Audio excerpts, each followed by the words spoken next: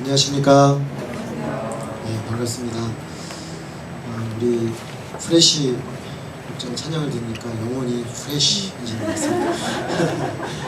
아주 심령이 새롭게 되는 귀한 찬양 해주셔서 감사합니다. 여름 방학 기간 동안에 히브리서 11장 말씀을 가지고 믿음에 대해서 좀 생각해보는 시간들을 가지려고 합니다. 오늘은 그 첫 번째로 믿음은 이라는 제목으로 말씀드리도록 하겠습니다. 잠깐 기도하겠습니다.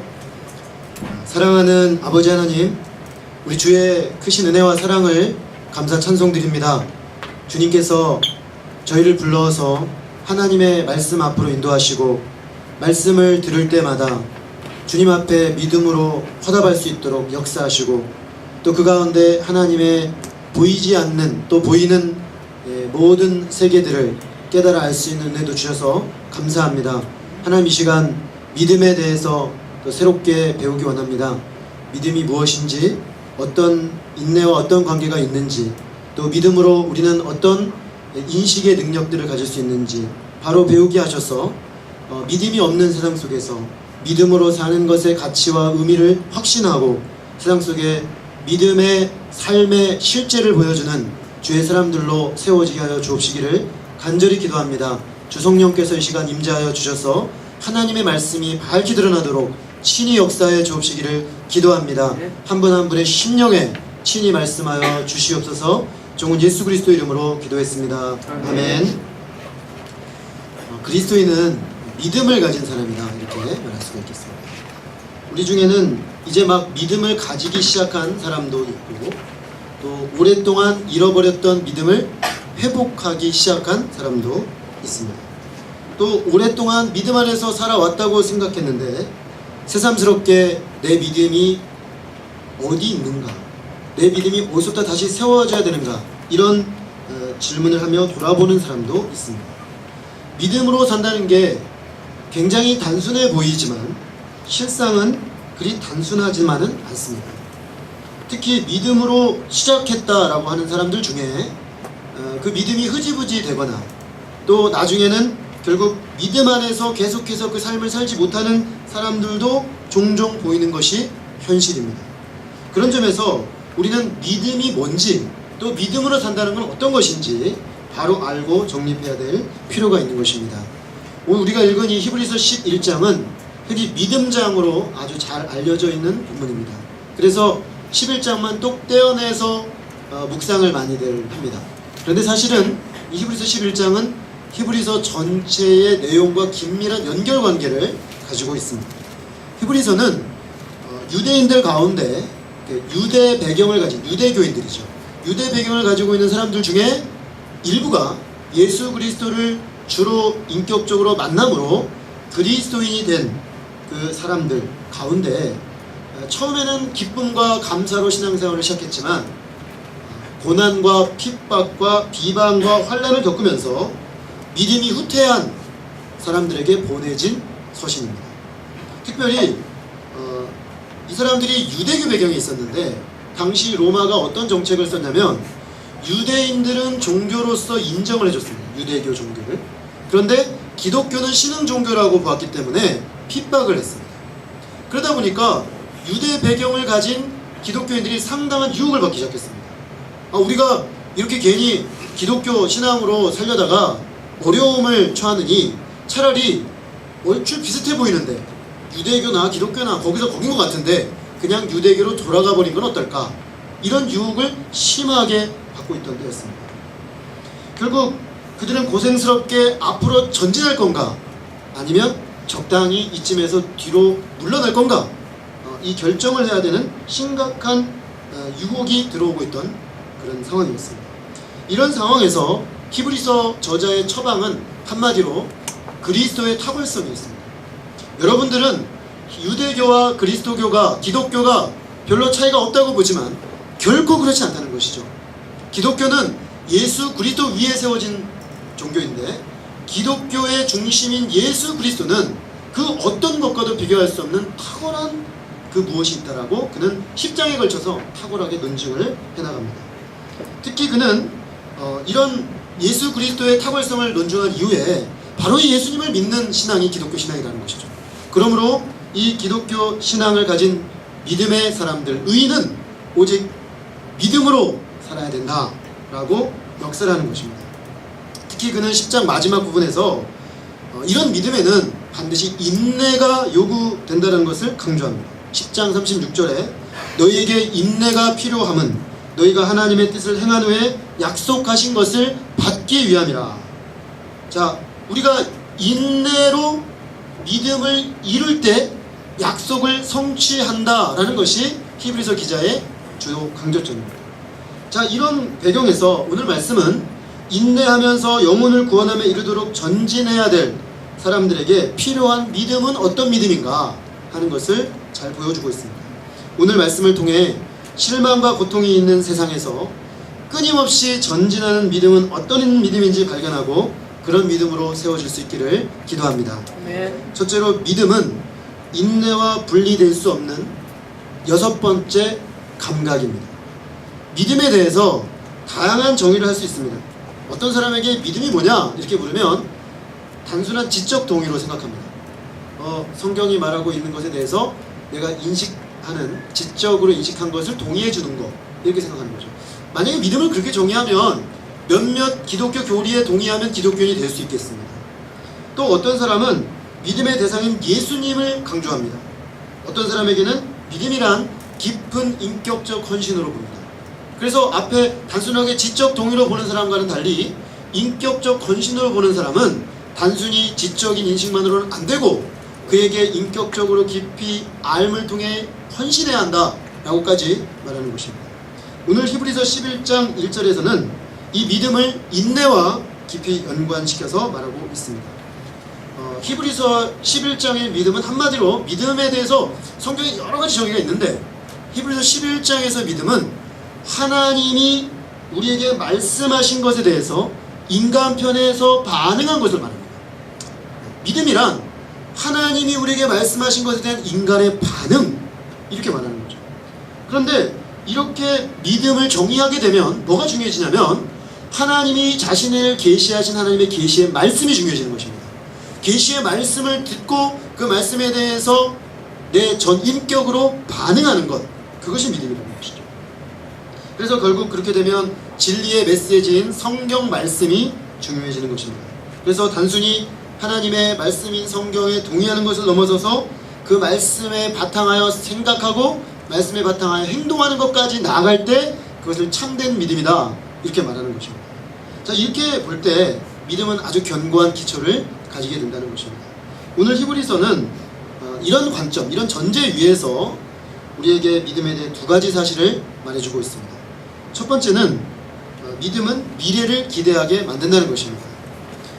11장 1절에 믿음은 바라는 것들의 실상이다, 이렇게 정의했습니다. 믿음은 우리의 신체적인 눈에 의존하지 않습니다. 그래서 바라는 것들의 실상이라고 했습니다. 바라는 것은 소망이죠. 믿음은 소망과 깊은 연관관계가 있습니다. 믿음은 소망하는 것의 실상이에요. 실상은 뭐냐? 의심할 수 없을 만큼 확고하게 구축된 객관적 실체입니다. 말이 좀 어렵죠? 한마디로 말하면 흔들 수 없을 정도로 확실한 거, 그거라는 거죠. 그러니까 우리가 소망하는 것이 흔들릴 수 없을 만큼 확실하게 만들어주는 게 뭐냐? 믿음이라는 거예요. 그러니까 소망이 믿음과 연결되어야만 그 소망은 실체로 우리 앞에 나타난다는 것입니다. 그래서 믿음은 소망의 객관적 내용을 형성하는 미래의 복, 소망은 미래 영역이지 않습니까? 미래의 영역에 있는 그 복을 현재 가지고 와서 경축하는 거라는 겁니다. 그러므로 믿음의 사람들은 지나가는 이 순간을 위해 살지 않습니다. 왜냐하면 믿음에는 소망의 영역이 들어가 있기 때문에 현재의 모든 걸 걸지 않아요, 믿음의 사람은. 왜냐하면 삶에는 지나가는 즉각적이고 일시적인 측면보다 훨씬 더 많은 것이 있음을 아는 사람이 믿음의 사람이에요. 그래서 저 궁극적인 하나님의 약속에, 말씀이 주시는 약속에 속한 그 소망에다가 궁극적인 우리의 관심을 둔다는 거죠. 그래서 믿음의 사람에게 있어서 삶이란 순례입니다. 순례. 순례란 뭡니까? 목적지를 향해 끊임없이 나아가는 것이죠. 과정으로 보고 있고 목적지는 따로 아직 우리에게 오지 않은 것입니다. 미래에 더 좋은 것이 있음을 알고 끊임없이 우리의 하나님의 약속하신 바 그 소망을 바라면서 나아가게 하는 힘, 그게 믿음이라는 것입니다. 그러므로 소망의 실상으로서의 믿음이 우리를 견고하게 붙잡아서 이 순례의 길을 끝까지 걷게 만든다는 것입니다. 제가 이것을 좀 마음에 와닿게, 실제적으로 와닿게 좀 말씀드리면 꽤 됐네요. 거의 15년 전쯤인 것 같은데요. 지리산 등반을 제가 한 적이 있습니다. 형제님들을 데리고 너무 지리산을 가보고 싶어서, 남한의 최고의 명산이라고 하는 지리산에 꼭 가보고 싶어서 2박 3일 지리산 종주를 계획해서 다녀왔습니다. 우리 어디로 올라가냐면 가장 그 평평한 노고단 쪽으로 올라갔어요.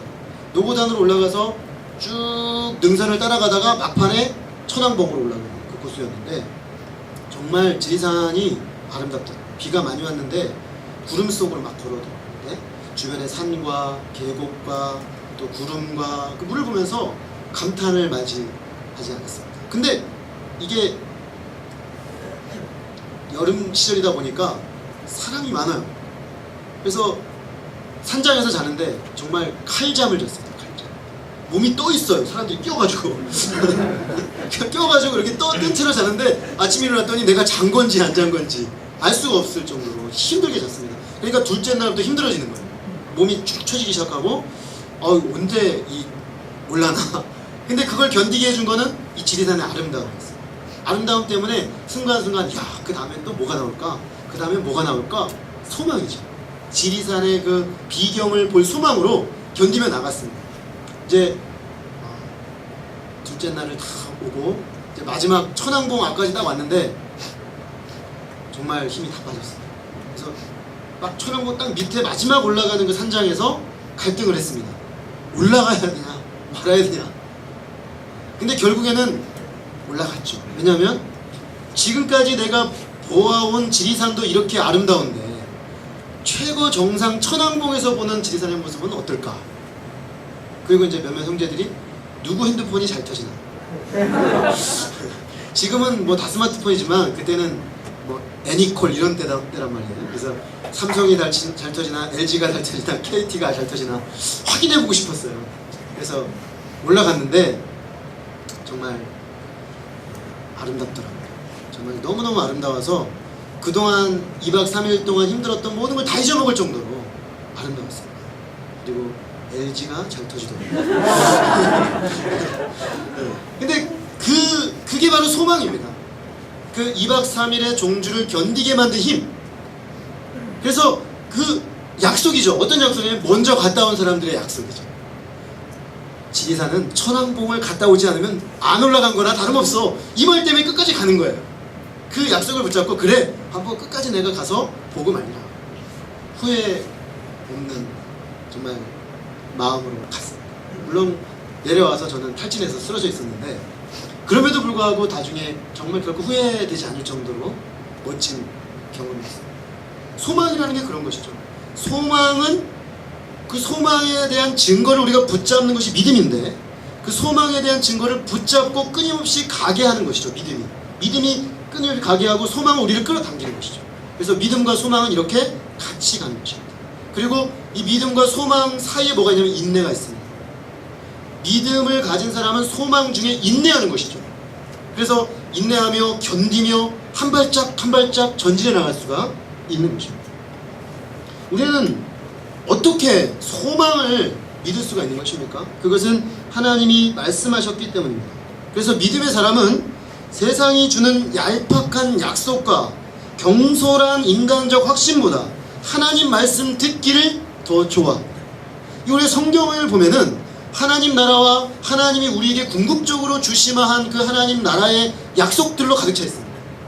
우리가 이 땅에서 마치 지리산 노고단을 중심으로 그냥 틈틈이 본 그 비경들은 천왕봉에서 보게 될 최종적 비경의 일부에 불과해요.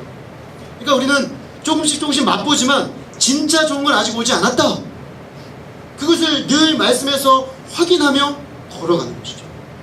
그러므로 이 소망과 믿음과의 관계를 인식하는 믿음의 사람은 하나님의 약속의 말씀을 통해 계속해서 그 약속을 확신하고 소망하면서 믿음으로 걸어가게 된다는 것입니다. 결론적으로 이 믿음이라는 것은 우리에게 소망에 대한 객관적 근거를 끊임없이 제공합니다. 그래서 소망하는 것이 헛것을 우리가 바라는 것이 아니고 우리에게 하나님의 약속에 의해 견고히 보증된 실체다, 이것을 우리에게 확신시켜 준다는 것입니다. 그래서 세상에 사람들이 비웃거나 세상에 사람들이 그런 게 어딨어 흔들어도 흔들리지 않습니다. 왜냐하면 하나님의 말씀에 기초해서 소망 가운데 붙잡기 때문에 믿음이 우리를 견고하게 붙잡아 주는 것입니다. 그래서 칼빈은 믿음이란 우리가 그 위에 확고히 서 있는 버팀 기둥 혹은 토대라고 했습니다. 우리를 버티게 만들어주는 기둥이라는 거예요. 그러니까 믿음이 있어야만 우리는 세상에 이런 말 저런 말에 혹하지 않고 일관되게 하나님 말씀을 따라 천왕봉을 향해, 말씀의 천왕봉을 향해, 하나님의 약속의 천왕봉을 향해 걸어갈 수가 있다는 것입니다. 우리 눈앞에 없는 것, 우리 발 밑에서는 매우 멀어서 우리의 이해력으로는 훨씬 초월하는 그것을 버티며 나아가게 하는 토대라는 것입니다.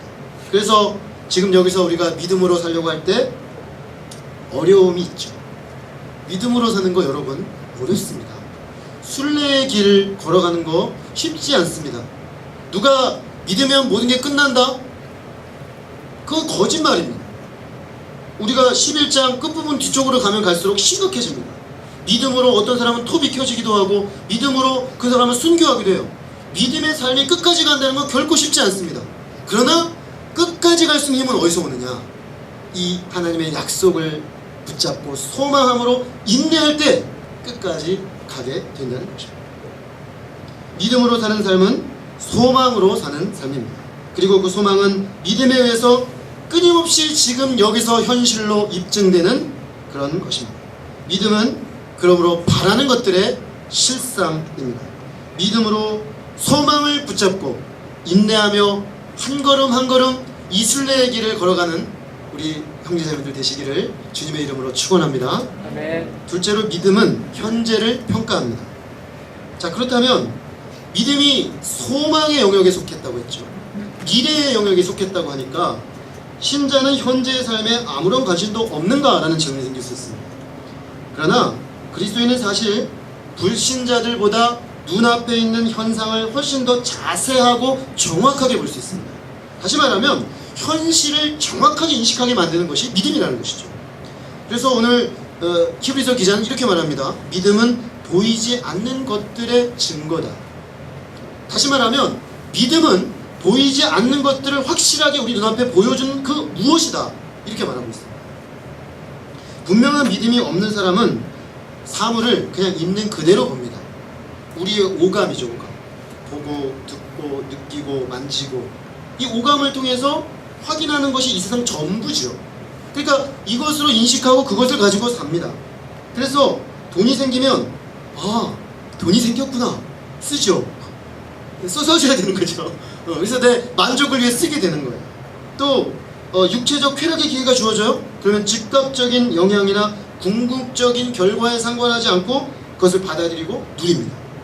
그런데 그 사람들은 보이는 것, 느끼는 것, 내 오감으로 경험하는 게 전부기 때문에 그 결과가 내 영혼과 내 궁극적인 삶에 어떤 영향을 미칠지, 다른 사람에게 어떤 해악을 미칠지 생각하지 않습니다. 왜냐하면 그게 자기 자신의 관심사가 아니에요. 오감으로 느껴지는 그 자체로 그냥 끝이 나버립니다. 그러나 믿음을 가진 사람은 보지 못하는 것들의 증거를 가지고 삽니다. 그런 사람들은 상황을 볼 때 자연적인 그 오감으로 인식하는 것이나 육체적 욕망으로 즐기는 것으로 보지 않고 그것의 배후를 보게 됩니다. 단지 처한 상황만으로 보면은 너무 힘들어요. 그런데 믿음의 관점을 가진 사람들은 현재 상황 배후에서 일하시는 보이지 않지만 실제 하시는 하나님의 손을 볼 수가 있어요. 오늘 믿음 뭐라 하냐면 보이지 않는 것들의 증거라고 그랬어요.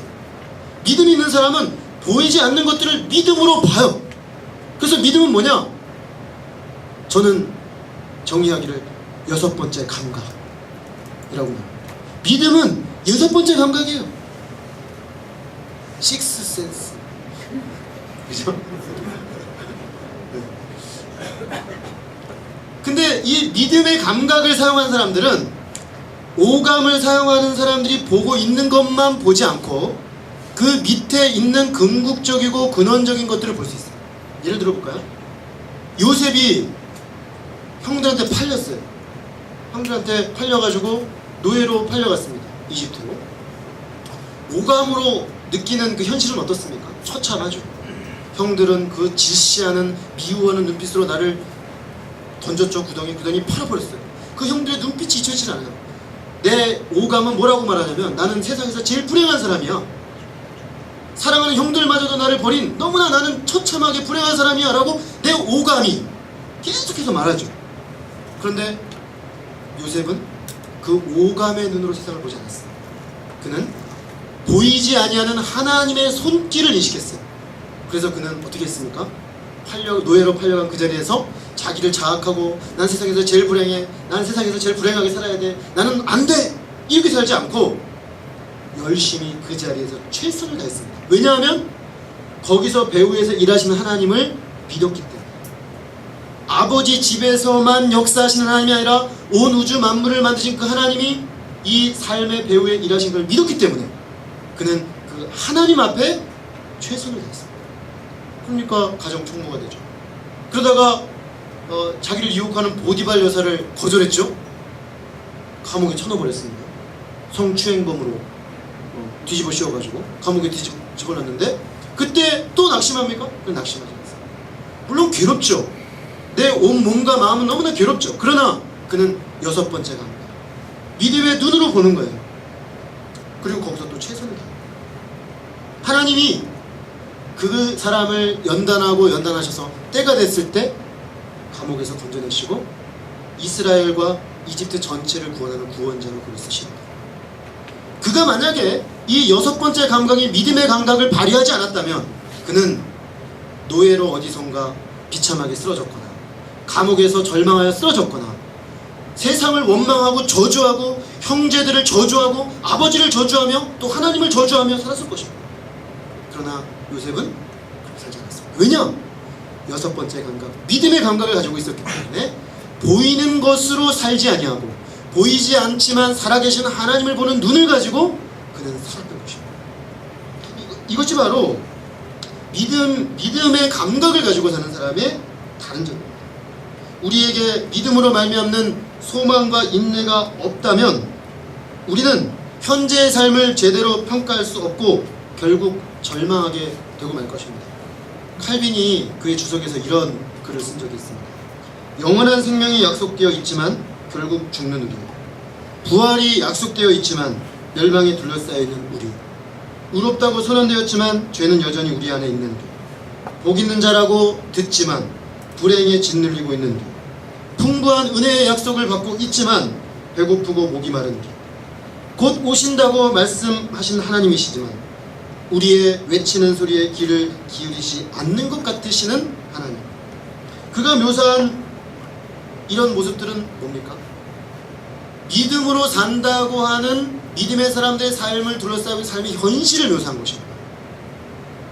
자, 그런데 소망과 결합된 믿음을 가지고 있는 사람들은 믿음의 삶에 벌어지는 이런 실제적 현실들을 보고 그런 어려움을 보고 그럼에도 불구하고 다르게 보고 계속해서 믿음으로 전진할 수가 있다는 것입니다. 그래서 죽음으로 끝나죠. 부활의 신앙을 가지고 있지만 죽음으로 우리도 결국 끝나긴 합니다. 그러나 어떻습니까? 소망이 발동합니다. 영원한 생명으로 나아가는 눈으로 죽음이 해석되면서 죽지만 그 죽음을 넘어서는 하나님의 소망 속에 우리는 인내하며 때로는 죽음조차도 무릅습니다. 세상에 사람들이 가장 두려워하는 최종 우리의 적이 뭡니까? 죽음 아니겠습니까? 사람들이 죽기를 두려워하여 사망에 매여 종노릇한다라고 히브리서 기자는 말했습니다. 죽을 수 있어 보십시오. 그러면 우리는 죽을 각오를 하면요 무서울 게 없어요. 죽을 각오를 해요. 제가 예전에 한 목사님의 설교 중에 아주 인상 깊은 게 있었는데, 그분이 이제 예수님께 부름을 받아서 이제 목회 사역에 들어섰는데, 자기가 신앙생활을 하다 보니까 정말 이러다가 굶어 죽을 수도 있겠다. 왜냐면 하나님만 믿고 자기 삶을 던지니까. 근데 그런 생각이 들더래요. 어느 날, 아니 뭐 최악의 경우 굶어 죽기밖에 더 하겠는가. 그러면 자기는 하나님께서 여쭤올 거라고 합니다.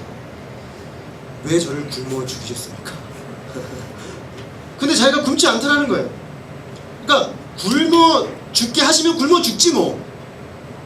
그게 정말 하나님이 나에게 원하신 뜻이라면 굶어 죽지 뭐. 그러니까 그 죽음을 각오하니까 그 다음에 하나도 안 무섭더라고요. 여러분, 뭐가 그렇게 우리가 무섭습니까? 삶이? 뭐가 그렇게 삶이 두렵습니까? 막 인생이 망할 것 같고 인생이 무너질 것 같고, 그죠? 내 이 대학원 선배나 교수님이, 직장 상사가, 내 목줄을 죽인 누군가가 나를 마치 다 쥐고 있는 것처럼 보입니까? 그 사람이 날 죽일 수 있을 것 같아요? 죽음 비슷하게 만들 수는 있어요. 그죠? 지금 비슷하게 만들 수는 있지만 뭐 최악의 경우 죽겠죠. 그러나 그리스도는 뭡니까? 최악의 경우 죽으면 우리는 영광으로 들어가는 거예요. 이왕이면 예수님 때문에 죽으면 순교예요. 도대체 손해보는 게 뭐예요? 우리가 손해보는 게 뭐가 있냐는 거죠. 그러니까 정말 믿음이 발동하고 믿음이 작동한다면 다르게 보인다. 죽음조차도 다르게 해석이 된다는 거예요. 그런데 이게 오감으로만 보니까 죽음은 끝이고 죽음은 망한 거고 나 인생은 끝난 거다, 이렇게 생각이 되는 거죠. 우리는 죄와 싸우면서 힘겹게 나아갑니다. 분명히 의롭다함을 받았지만 또 여전히 죄와 싸워요. 힘들죠. 정말 어저께 회개했는데 또 죄 짓고, 여름 수영에 가서 은혜 한땅 받고 적어도 한 달은 가겠지 했는데 수영에 돌아온 다음날 죄 황탕 짓고. 짜증나요. 내가 이게 도대체 믿음으로 산다는 게 뭔가, 이런 생각이 든단 말이에요.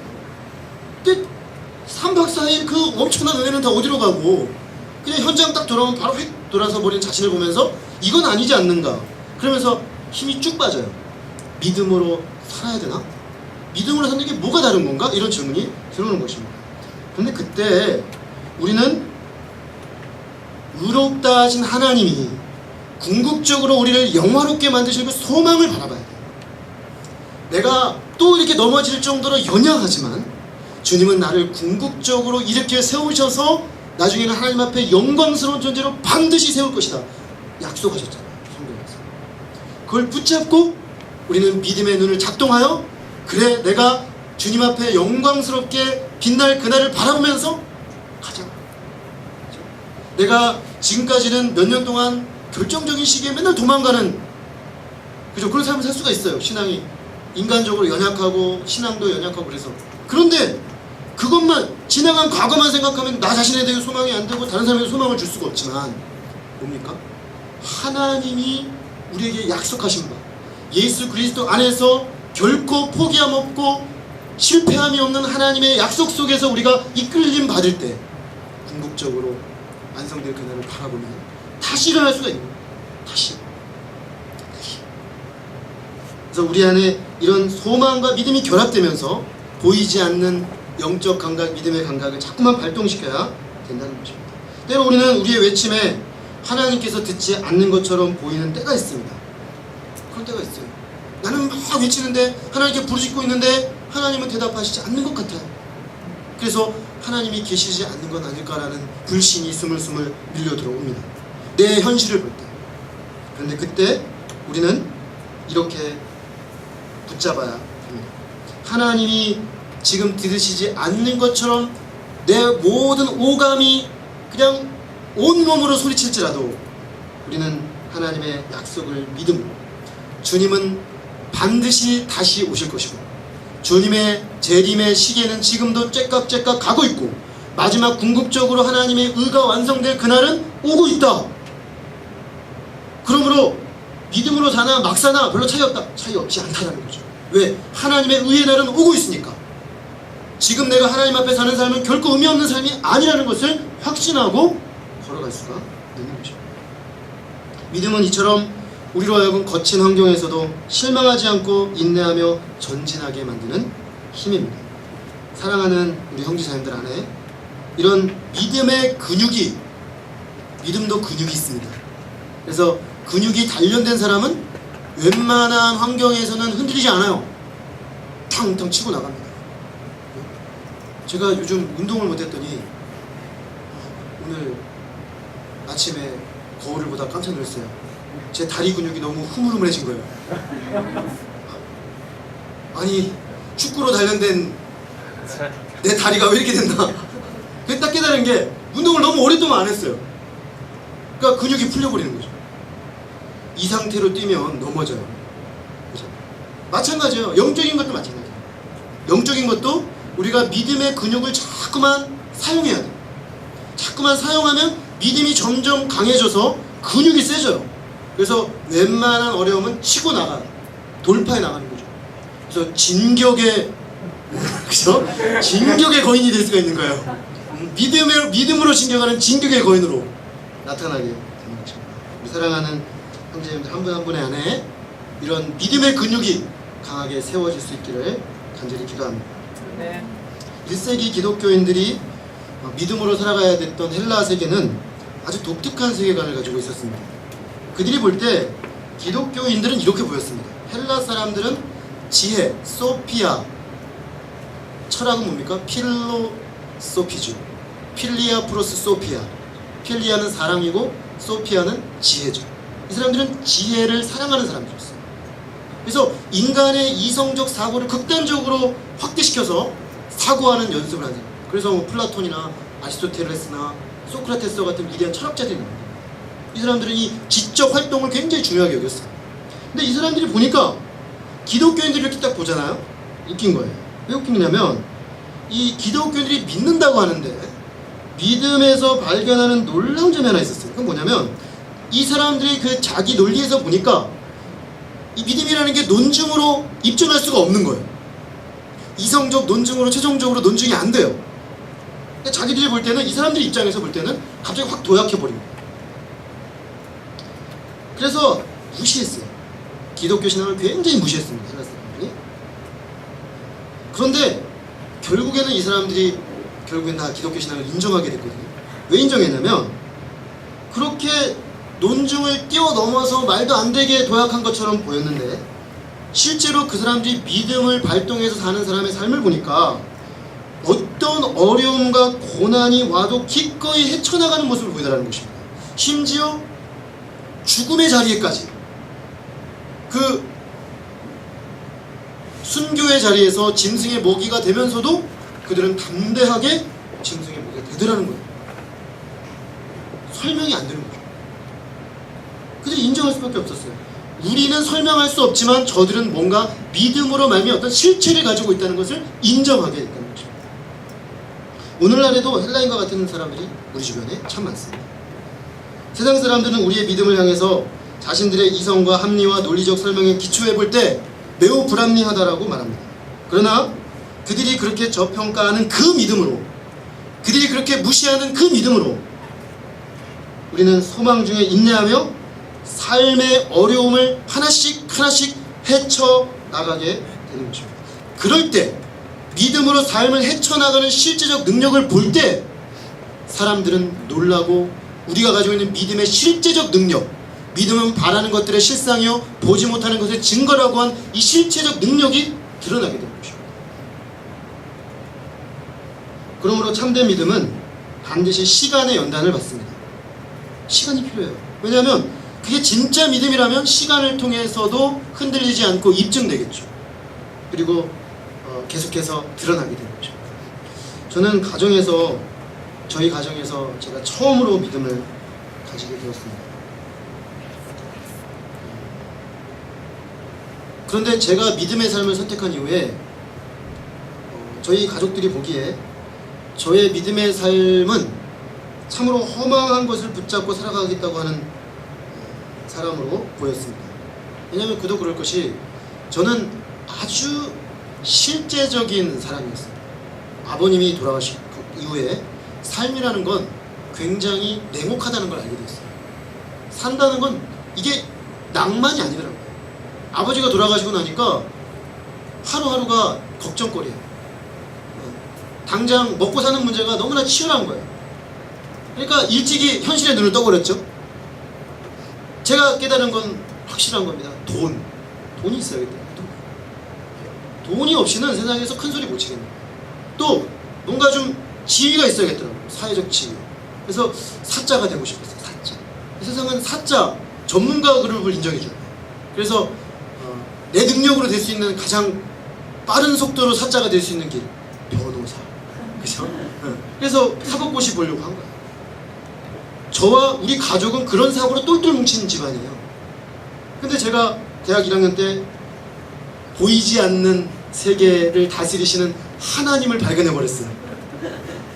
근데 6번째 감각이 딱 생기고 보니까 세상이 다르게 보이는 거예요. 아, 눈에 보이는 것만으로 이 세상이 전부 돌아가는 건 아니구나. 그러니까 저는 봤기 때문에 안 본 것처럼 살 수가 없잖아요. 그래서 이제는 하나님을 믿는 믿음으로 살기 시작했어요. 그러다 보니까 이제 돈도 내려놓게 되고 사자도 어떻게 하다 보니까 결국 다른 사가 됐는데 근데 이 사는 세상에서 별로 쓸모가 없는 사, 목사, 그죠? 다른 사가 결국 되긴 됐는데 별로 세상에 도움이 안 되는. 그래서 우리 가족들이 볼 때는 도대체 너는 세상에 뭘 붙잡고 살려고 맨날 믿음으로 산다 그러냐. 믿음으로 산다는 건 뭐야, 여러분? 집에 가서 한번 말씀해 보십시오. 너는 어떻게 살려고? 아버지, 제가 믿음으로 살려고 합니다. 어머니, 제가 이제 믿음으로 살 테니까 지켜봐 주세요. 정신 차려라 그러시더라고요. 실제로 그렇게 보이는 거예요. 근데 참 감사한 것은 제가 하나님을 믿고 십자가 복음을 믿고 보이지 않지만 살아계신 하나님을 신뢰하는 믿음으로 살아온 지난 20년의 시간 동안 우리 가족들이 저를 아직도 다 이해하지 못해요.